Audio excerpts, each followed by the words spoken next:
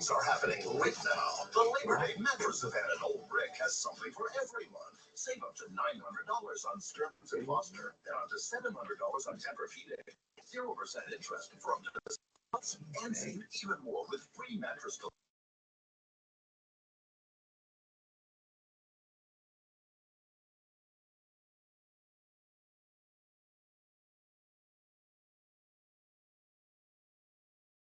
What do I love most about Grasshopper?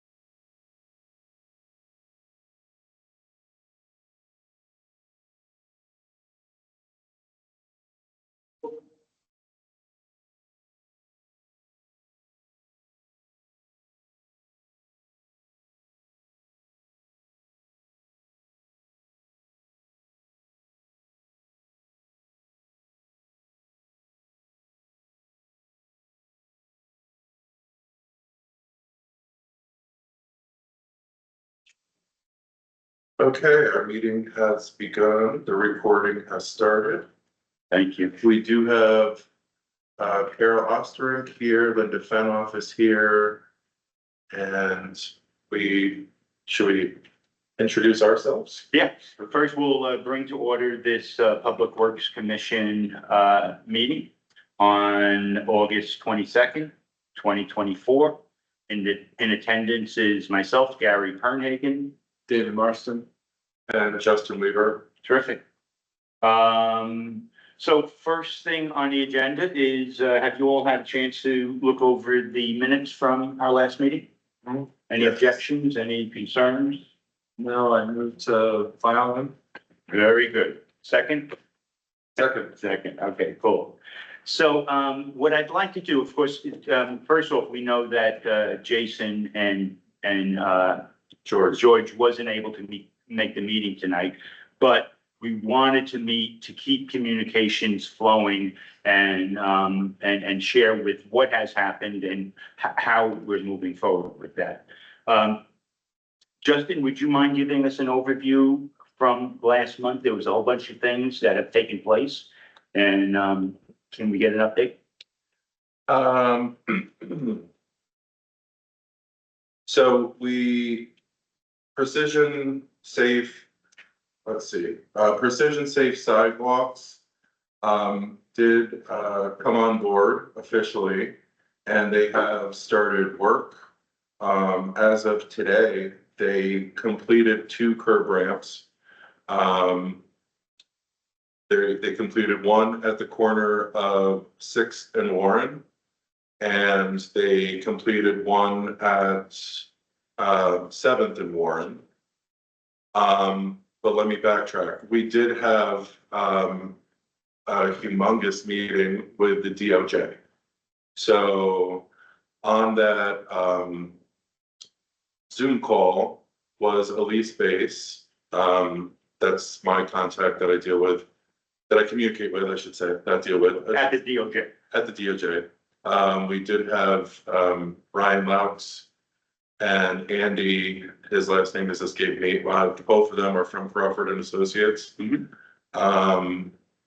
We had myself, we had the mayor, we had Jason Foster. And we were giving them our overall update, where we're at.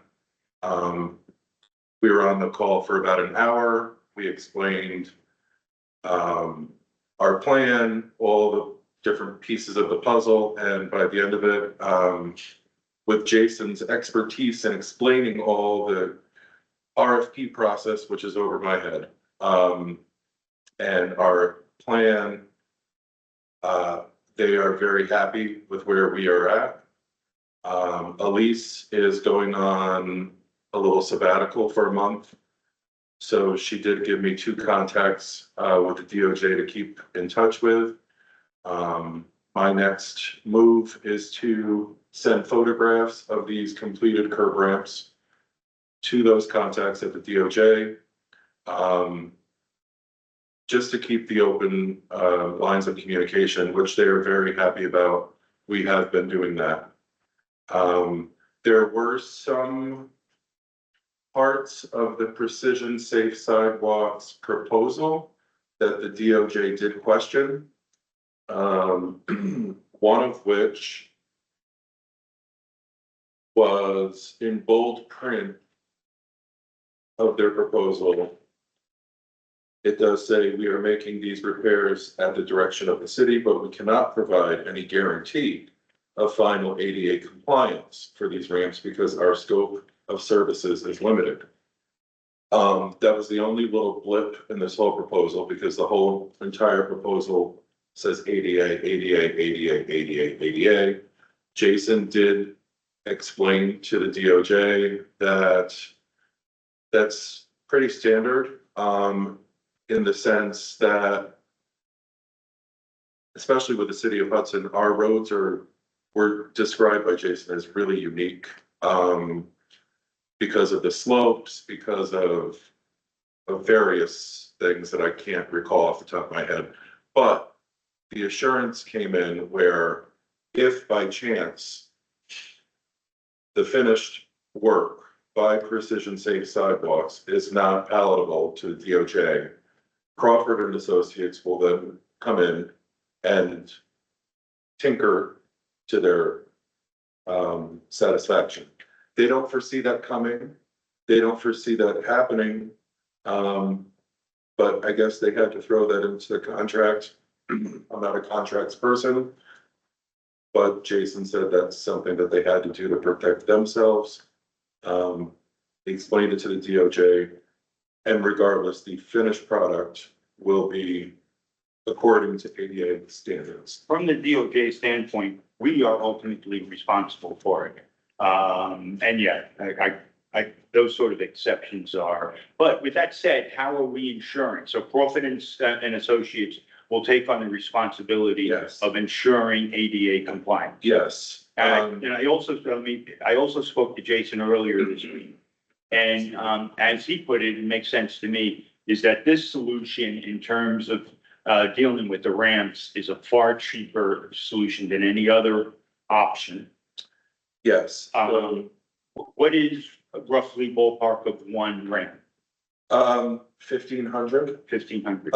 And they are doing the entire scope at, it looks like 30,424, which includes, Warren and 7th Street, the south ramp, Warren and 7th, the west ramp, Warren and South 6th, the south ramp, Warren and North 6th, the north ramp, Warren and South 5th, the west ramp, Warren South 5th, the south ramp, Warren and North 5th, the east ramp. So there's 3 at Warren and 5th. Then you got 3 at Warren and 4th. You have Warren and City Hall, Warren and City Hall on the opposite side. You have 3 at Warren and 3rd, and South Front. So those are all of the curb ramps under the scope of this plan, totaling 30,424. Did you say, you didn't say South Front, did you? South Front Street. They Why, only have that, they don't have a specific ramp. wouldn't that be covered by DRI? Yes, indeed, it would be. I don't know why that's listed on here. Jason's not here, he probably has that answer. Okay, fair enough. So it's, I know after, the Precision quote was coming in right after last month's meeting. And is that it? Yes, Okay. And we've, and so this is a contract that we need to bring before the common council. I don't know if that's already been done, but that's usually, from my understanding, what happens. I don't know, It hasn't been, that's okay. yes, I'm just trying to get a handle as to what the next step. it may be on the docket already, and I don't. Yeah, Yeah, and I don't either. Jason speaks to those things. Okay, I mainly focus on the ADA compliance I part. understand. So Understand. I actually think I'm doing a good job talking about everything else. You are. Well, congratulations in terms of, job number one was managing the DOJ relationship. Yeah. So they're not pushing us into short-term reactions that are gonna end up being more expensive to them. Okay, but speaking with, regarding ADA, can you speak a little bit about what's going on with the DRI and, Yes, so we had a meeting today for the Hudson Streetscapes portion of the overall DRI project, which includes pretty much all the sidewalks / curb ramps from Front Street to Second. And I have, this is all of the work they've completed since July 23rd. The contractor has removed the existing staircase between Allen and Cross Street. The surface was graded. Silt fence was placed around the work site. Subbase was placed on the surface and graded. The corners of Warren and First Street were saw cut. The sidewalk and curb were removed. And subbase was placed to create a walking surface for pedestrians. What happened was, according to the schedule that we have already posted on the city website, that concrete should have been poured by now, but what happened was they found radiant heat underneath the surface. I believe it was just on the corner nearest Sam's Market. I'm not certain of that, but that stopped the work from being done. They have since spoken to the owner of Sam's Market, who's okay with them doing whatever they need to do. So the work should begin next week, if not, within 2 weeks to resume that area. Test pits were dug along South Front Street to locate utilities. Sidewalk and curb along Front Street has been saw cut, removed, and subbase graded from south end of project moving north. Granite curb was placed at the intersection of Warren and First, as well as top of the staircase at Allen Street. Asphalt removal and placement of subbase began on North Front. Tree trimming and tree removal began on North Front. They relocated or are in the process of relocating existing fire hydrants. However, at the meeting today, Rob Perry said they've purchased new hydrants. I can't speak to the decision on that, how that came about. It made sense in the meeting. But there will be new fire hydrants put in instead of the actual replacing of them. Over the next 2 weeks, they're gonna continue demoing sidewalks, putting in drainage manholes on Front Street. And they were gonna send a more detailed, list of what's gonna happen in the next 2 weeks, which I have not received yet. This is just what we talked about today in the meeting. And I hope that answers your question. It does, and I just want to stress that the DRI work is not under our jurisdiction. But it's sidewalk work and, you know, I like to keep, you know, I think we need to keep people aware of what's going on there. Okay, thank you. Is that anything else? No, I think that's an important thing to know, that anything sidewalks related, now that we're formed as this board, whether it's good or bad, it's coming to the Public Works Board because we're the sidewalk people. But at the sidewalks that are being remedied under the DRI from front to second really is not under our purview. It is not at all. However, we should be able to answer what's happening. Agreed. Yeah. Thanks for the update on the delay. I know that's been a hullabaloo. We met a month ago and it was dug up as you had brought up and it's still dug up and. I was driving past it daily. I'm like, what on earth? This is not what the schedule says. Yeah. And there is gonna be a new schedule, that's going to be sent out,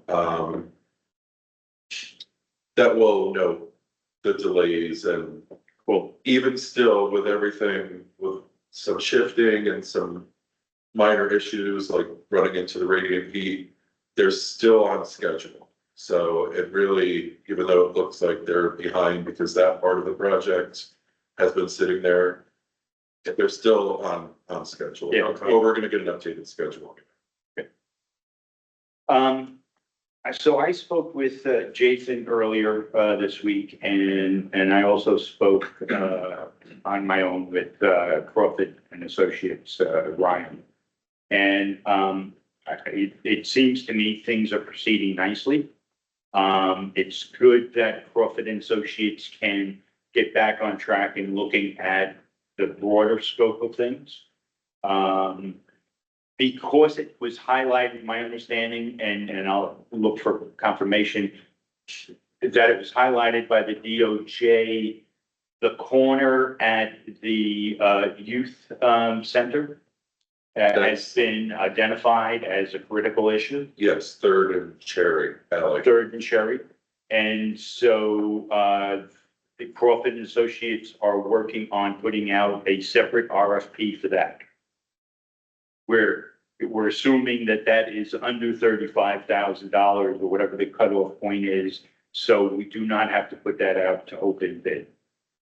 And that's that RFP language that I'm So, a little foggy in, but that sounds correct. okay, yeah, so request for proposal. Yeah, You well, know, I do know that, but the process of having separate bids, was a little confusing to me. So there'll be one bid for that. They'll send it out to 4 or 5 different contractors and they know the players. And then there's going to be another RFP for, is that Cherry and Fourth? That one I have, Somehow I don't have my notes with me but it was another one that they're putting in RFP. So the first RFP for Cherry and Third will go out next week. They'll expect responses the following week, and then they'll come back to us. If we approve it, we then present it to the Common Council for approval. We'll move ahead with that. And there's one other, let's say, to be determined intersection. I think it's still on Cherry and Fourth. I'm not sure what's there. And that will go out the following week and have a similar. So we're moving forward with those. And my understanding is they're also working at analyzing fifth and sixth and seventh, the streets themselves, particularly those going to the municipal buildings such as the police and library. So Correct. that's going to be the focus that we have correct. in that regard. I know Crawford's main focus is all of the Can I municipal. interrupt really quick? Those focuses came out of the DOJ assessment. Right, we're just sort of cherry picking what we think would be good scopes of work to do for each. Well, they're actually looking for, I don't know, have we satisfied their begin construction by October? Yes, They're good. they wanted to see balls in motion of And they got solid that. plan. They have that. Okay. That last meeting that we had last week really sealed the deal that they're very comfortable where we're at. Right. So we're good for now. Okay. Do we need, circling back to what you were talking about, Gary, given we have been allocated that initial funding, the $500,000 or whatever it is, do we still need to proceed with council approval to disperse from that funding stream? Yes. We do, okay. I'm curious, I know that we need to break up the scopes of work in order to get underneath that threshold. But I'm curious if our sort of economies of scale idea.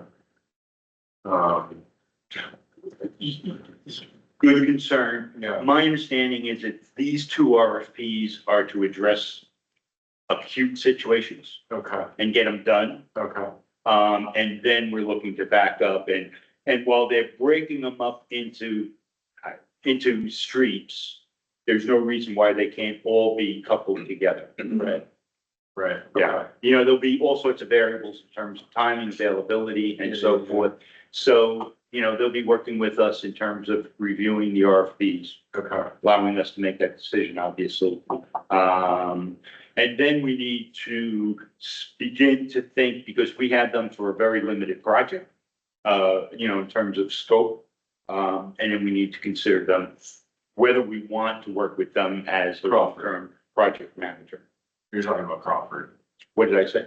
No, I was. Yeah, oh, yes, I'm Yeah, sorry. yeah, Yeah, I think I stuck my foot in that. Yeah. And they'll manage the way that DPW is managing the DRI sidewalk work right now in terms of communicating with the contractor and getting scheduling changes. Yeah. Crawford will do that. If they become the project manager beyond the initial scope that we've contracted for. Okay, so when Precision comes in, I know they've already started, that Crawford's not in relationship with them relative to scheduling and that sort of. It's my understanding that that is separate from Crawford, although Crawford is acting as the overall project manager, but Precision. I'm understanding it to be that little $70,000 That went to the that went to DPW. DPW that they took care of us outside of Crawford Because we needed to get the work moving. to make things happen. And Jason is managing that. Correct, Okay, yes, well, I trust Jason. yes. So. There you go.